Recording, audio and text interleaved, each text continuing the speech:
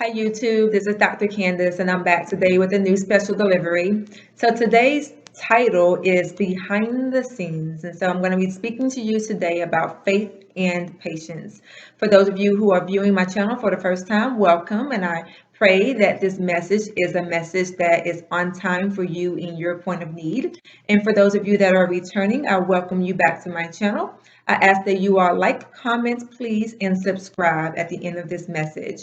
So I'm going to jump straight into this message on today.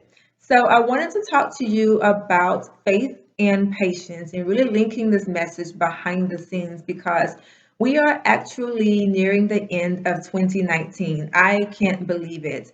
And when I think about the elements of this year, for me particularly in my life and personally, I've gone through a whole lot in this year. A lot has happened, and I'm still standing. I'm still here, and I'm blessed. And God is doing great work for me in my life, and I'm so excited for what He's going to reveal to me in the near future. So I am still holding strong in my faith, and I wanted to be an encouragement to you. I just remember how I felt at the very end of 2018, and I was just looking for some changes to happen in my life. I was seeking some great things to happen in 2019, and just really at a point in time when I was just able to fully allow myself to be in the moment and just completely surrender to my new responsibilities, surrender to what God had in store for me, surrender to just what He wanted to do for me in my life. And so I remember just very distinctively how I felt.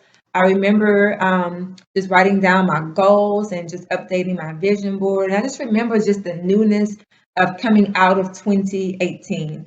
And so as I stepped into 2019, things were okay. They weren't the best, right? But I remember that in 2019, the enemy began to attack me in January. And it's so interesting how he just began to attack me from the jump. So in my mind, I was just thinking, okay, I had two mindsets. I thought, okay, so the enemy is attacking me now, so that means I'm going to get all of the bad stuff out the way early and then hopefully end the year good. That was just how I was thinking, but that's just my own mindset, and I thought that was a little bit far-fetched. And then my second thought was, okay, so the enemy is attacking because the enemy is threatened by what God is getting ready to do for me in my life. That's the only reason why people attack you so hard is because they are threatened by what is happening before their eyes. And so I held on to that mindset. To me, it made the most sense. And I began to just live my life with that in the back of my mind. I already know the trick of the enemy. I know how Satan works. I know that he is a deceiver. I know that he will come in and cause division. He will allow all the smoke and mirrors to just form in front of you and allow you to make blind decisions. And so I wasn't allowing that to happen in my circumstances. And so because of that, then I knew how to fight back. And I knew that I needed to fight back the enemy, which was Satan, and not the actual circumstances that surrounded me. I know circumstances come and go, just as Satan, he'll come and go, but I understand his role and I understand his schemes. And so it's important that we understand who he is and what he's out to do, but also understand what God is, and the authority goes to God and what God is able to do and what God can do and what God is willing to do. And so with that being in the back of my mind, presents today, and I wanted to share that with you because as we are nearing the very end of this year, 2019, we have just a couple more days and then we'll end December already. There are many of you out there that have done some of the same things that I've done at the end of 2018, approaching the arrival of 2019. You have major petitions known and your requests known unto God, and you have just really gone to God for some things that you needed, and maybe God has answered you, maybe God has not. Maybe God has approved your desires, and maybe He has not. Regardless, maybe you haven't even heard back from Him. You are still waiting, and you are hoping, and you are anticipating, and you are believing with expectation because you know who your God is, and you know how capable God can do things for you in your life. You know His capabilities. You know how much He loves us, how much He adores us. So you are still waiting on some things to happen. And when we are waiting, and then we have the workload, you have the everyday stress of life, and you have your job, and you have your family, and you have you maybe if you're in school, other initiatives, you have all those things that you are also focused on. At the same time, the enemy is attacking you left and right, and you're still waiting. And I know it can be very discouraging because there are moments in our lives when we're really looking for God to answer, some questions and we're waiting, and we are fearful of some things that are happening around us because we don't know how we're going to make ends meet. Maybe some things that you are desiring are not just the things that you want, they're the things that you actually need. So I understand that at this point in the year, when we're waiting and we haven't heard back from God, or we haven't really received a snippet of the blessing yet, it's quite discouraging. And then there's some people who are, they get more discouraged at this time of year, especially around the holidays when people are linking up with their family, they're linking up with their friends. For that individual out there who is always feeling like they're lonely around the holiday season, they may feel discouraged at this particular point. Like, why am I always by myself? Or that person who is always handling things all by themselves are looking for relief. So I can understand that if you're at a place in your life where you're feeling a little discouraged, that is understandable. Feelings come, but allow those feelings to also go. Allow yourself to be rooted in the word and to believe and understand what God can do and what God will do. So hopefully this video today is something that can encourage you in your space so that you can continue to carry on your visions and your dreams for the remainder of this year leading into 2020. And so, being that Thanksgiving is right around the corner, I want to begin with like a little quick anecdote. I remember as a child, I used to love Thanksgiving, especially when we would host Thanksgiving meals at our house. So, we have a big family and a big extended family who would come over. And we would take turns throughout the different holiday seasons, but many times we would host like the Thanksgiving or the Christmas meals at our house. I remember my mom was like the queen of the kitchen. Like she used to just cook, cook, cook, cook, cook. Not only cook, but also bake. And so my mom would always get everything together in advance. As a child, we didn't know about the meal prepping and all those things. All we knew was that when we woke up on Thanksgiving Day, we could already smell the entire meal, like almost done. And so when we would wake up, we didn't want breakfast. We wanted the actual food because it smells so good, right? You can smell the turkey and you can smell the mac and cheese and you can smell the cornbread dressing and just all of the different sides. You can even smell the rolls. Like everything smelled good. And then I wonder, how did my mom magically make these pies and these cakes? And she would have all these things out on display. But once again, all we can see was what we can smell, which was the aroma of the Thanksgiving meal. But we would go into the kitchen, we were like, Mom, is the food ready? And we would ask that question a million times. And before we would get that final yes, there were so many no's. And I want to talk to you about that, the different no's that we receive in life.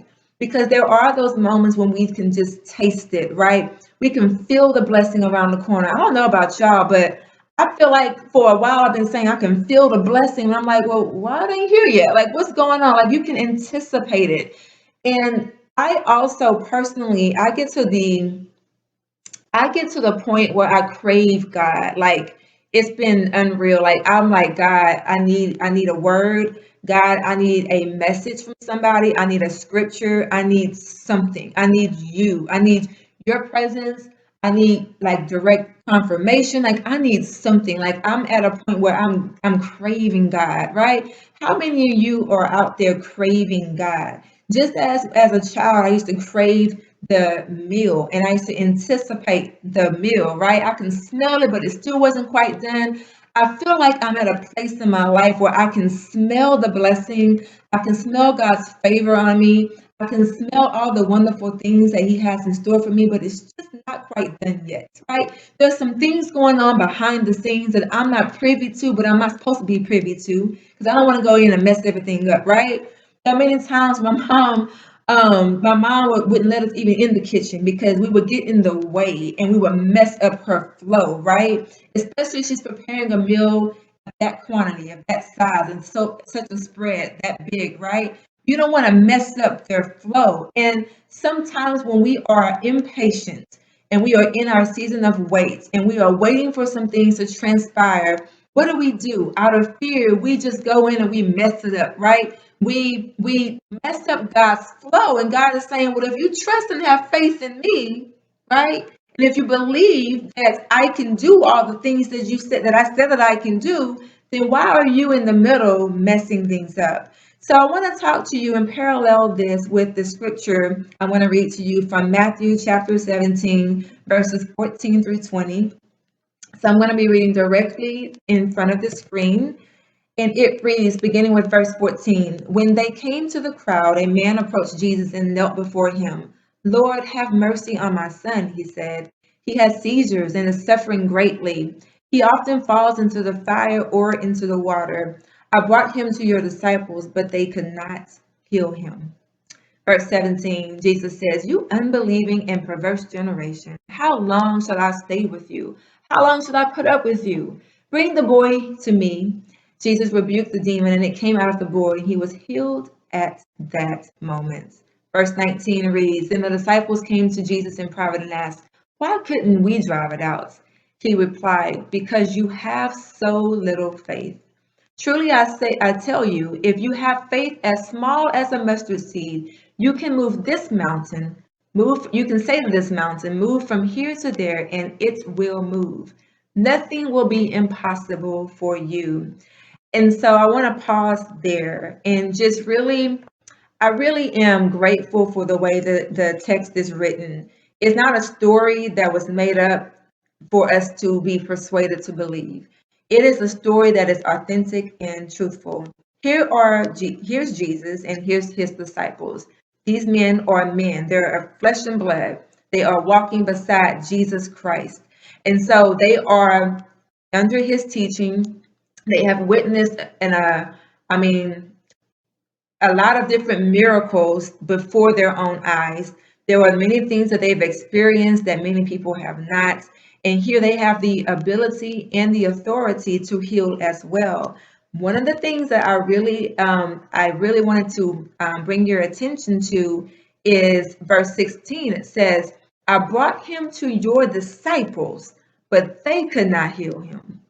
And when I thought about that particular text, one of the reasons why I feel that the disciples could not heal this male was because of fear. I believe that fear was one of the things that prevented them from healing this particular male.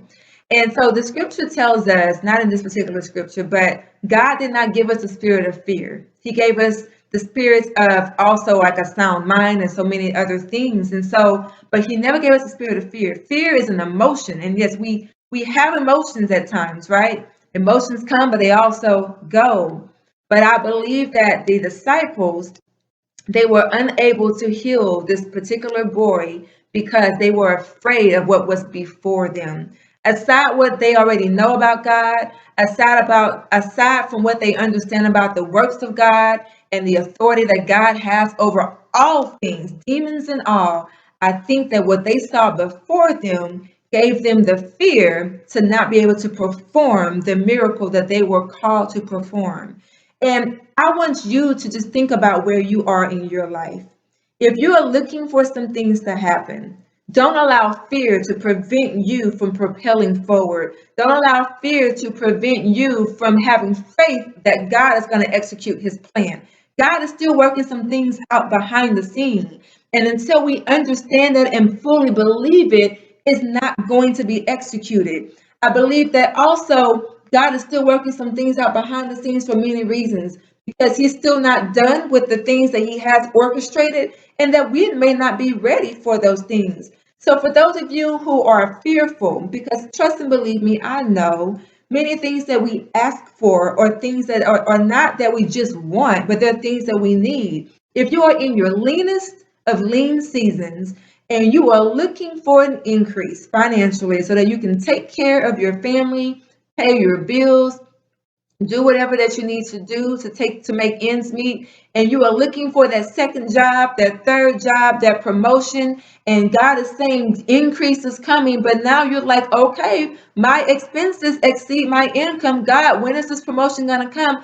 I understand that because fear is creeping into your situation, that you're thinking, okay, God, when is it going to happen? I want to know. Like you're desperately waiting. For those of you that may have been suffering with an illness, maybe you are going through some health problems, and you have been suffering for so long, and you're like, Lord, I don't know how much I can take. I am not only emotionally drained, right? Because I'm trying to battle this battle against the enemy, but I'm also physically drained because I'm also battling this illness.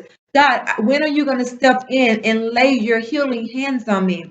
There are so many things that we're battling with, and there's many of us who are fearful of just the timeline of life because we want things expeditiously in life, but God has a perfect timing and plan. Some of you are desiring a child, and you may be looking for that child right now, but you're thinking, okay, look, based on my timeline, I don't know if I can carry a child after a certain age. God, you said you would promise a child for me, for my family, but I still don't have that child. Or for those of you singles out there who are looking for a companion, you're looking for a husband or you're looking for a wife, and you're thinking the older I get, the harder it is for me to find someone that's perfect for me. So you're looking at that time frame, you're looking at that timeline that you have already built. Remember that God's timing is the perfect timing. So when we allow fear to overcome all the things that God has already promised us, then we jump the gun, right? So when we think about jumping the gun, I parallel that to spoiling our blessings. You know, if my mom told me that the turkey's not done, but then I go behind her back and I peek into the oven and I see that the turkey looks done and it's all nice and golden and it's brown, and then the moment I carve into it, it's still raw, then yes, I spoiled that particular meal. Or if I'm looking at this particular cake and it's in the oven and it's really nice and round, it's already risen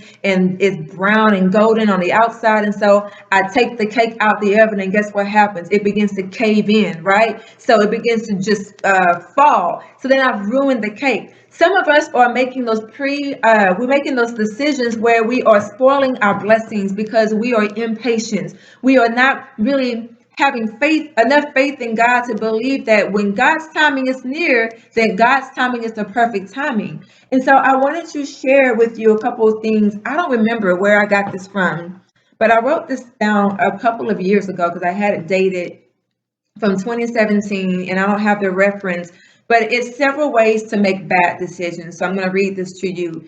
The first one is to make them too fast. So when we make decisions, knee-jerk decisions rather, and we make it too fast and we jump the gun, then we mess things up. God has already worked on a plan, something that's far bigger than what we can ever imagine or think. But because we were fearful, we lean into our own understanding, we jumped the gun, and now we messed up the blessing. And so now we have to wait even longer for God to respond to the next thing that we desire, because now we probably into another situation that we could have avoided had we just been patient and waited on God. We make decisions. Sometimes we move too slow. There are moments in our lives when God is telling us to move. He's testing our obedience in Him. And we don't move fast enough. We move too slow. And so when we move too slow, then someone else has already jumped in front of us and they've received the blessing that was designed for us to receive. So we got to always be connected and plugged into God so that when God tells us to move, we know that it's from Him and from Him alone. The third thing it says that we make these decisions to keep people happy. So I used to be that people pleaser, not because I was trying to fit in, but because I just like to help people. That was just my personality, I guess you can say. And so I was always sure I can do this or I can help with that. But then I realized that it was keeping people happy, but it was taking more and more away from me, more and more away from my time with my family and friends. And so I had to really stop and analyze on some things like, are the things that I'm doing, is it of God? Is it God's will? Or is it the things that I want to do? So again, even when we're in that season of wait, and sometimes we get real anxious and we want to move and want to do something because we can't just sit and wait. Don't just be moving just to say you're moving. Don't just be doing things just to say you're doing things. Do things that is going to be significant to someone, or do things that's going to be aligned to God's will. And the only way you will know that is if you petition your request unto God and that you seek God for approval before you make those decisions. The fourth thing was make them when you're angry. That is a big one. We often make decisions, those knee-jerk decisions, as I mentioned before, when we are upset. When we are upset about something and we say, you know what, I'm tired of waiting, I'm going to do it myself. I've been waiting for this, for this many months and for this many years, and everyone else around me is moving forward, and so I'm going to make this decision. And so usually it's not the best decision because once again, I'm making the decision, but is it God's decision? Is it God's plan? This one is big. The fifth one says, make them alone and without counsel. I always feel like, for me, even lately, because sometimes I mentioned in the past, I've struggled with making decisions and just really knowing, okay, is this God telling me this or is this my mind telling me this, right? And so I'll go to God like, okay, God, this me again, like, were you sure? Did you tell me yes, or was it just me? Like, God, send me something else too. Like, I need that double stamp of confirmation and approval. When you make a decision about anything, go to God, petition God for his request, because it keeps you connected to God. It helps you know that you're making the right decision. And you'll know if it's God that is giving you the yes or the no, just based on your relationship with God. I can't give you, a guide on how or what to feel. You'll just know based on the connection that you have with God. So the more you pray to God, the more you go to God, God is going to do some interesting things that is going to really make you understand that it was nothing but God giving you that particular answer. So the more you go to God and the more that you talk to God and you get into that safe space that I feel like I'm entering, where I crave God. Like, y'all don't know, I just crave who he is, what he's for each and every single day. Like, I need a piece of God. I need a dose of God. It's like drinking water. Like, I need it. And when you find yourself in that space, then it's easier for you to make those connections about what God is trying to do for you in your life. Um, and then what people do is they make their decisions reactionary. So, again, I'm going to make this decision because I'm upset or because I'm happy. So, let's say you have a money issues and you run into a little bit of money, or you got a little bit of extra money on your paycheck. You may not want to go shopping with that. You may want to save that money for the things that you actually need. So don't be reactionary with it. Don't try to keep up with the Joneses. Don't try to cover what someone else has. Don't try to book a trip because somebody else has booked the trip. Like, do things that make sense. Do things that are right. Do things that are necessary, because you got to go back to the goals that you have. What are my goals? If my goals is to get out of debt, if my goals is to, continue to make ends meet, then why am I buying extra stuff that I don't need? I need to be focusing on spending that money on the things that I actually need. And the last thing that I wrote down was make them out of fear. And again, it goes back to fear. When we make decisions out of fear, they can be one of the worst and most dangerous decisions that we can make in our lives. We don't want to make those decisions and make those knee-jerk decisions. A lot of us do that. We run from our problems out of fear, and then we've messed up some big things in our lives. We don't want to face certain things. It's just so much that fear can get in the way of. There's guilt. Sometimes, God is giving us the approval to start that business, but because of your relationships that you've had with people in the past, maybe you've made some bad decisions, you are afraid to branch out and establish new relationships because you're afraid that your past is going to come back to haunt you. So fear can also hold you back. And I always believe that fear is the enemy telling us that we're not capable of doing the things that God has already equipped us with doing and saying that we are already capable of doing. So I wanted to just share those things with you, not to make this video too long, but I also wanted to give you a little bit of a scenario. If you think about waiting, wait for the great things to happen in your life. It's going to take some time. If you think about, photos being developed, not from your cell phone or anything like that, but like even from back in the day when you had those little wind up cameras and you had to wind it back and you had to turn in your camera, like a little disposable camera or even a Polaroid. It takes a while for the actual film to develop. But when it develops, right, you have a nice product. Think about those things. Think about a baby in the womb. When a mother is carrying a child, it takes a process of about 9 months. But if she gives birth to that child prematurely within maybe let's say 5 or 6 months, then there may be some problems that the baby may experience coming into this world too early. So we want to continue to allow the plan of God to be executed in full term. Some things we cannot help when it comes to those scenarios that I just gave you. But when it comes to us waiting on God, God is going to allow our blessings to be delivered in full term. So I hope that this message was a little bit of a pick me up. Being that it is close to the end of this particular year, 2019, there's so much time left. There's so much that God has in store for you. I wanted to just offer you just this quick tip. Just don't give up. Don't give up hope. Don't give up encouragement. Continue to exercise faith. Even if it's as small as a mustard seed, make it genuine, make it truthful, make it powerful. Stand tall, stand firm, be big, be great, be bold in what God has in store for you.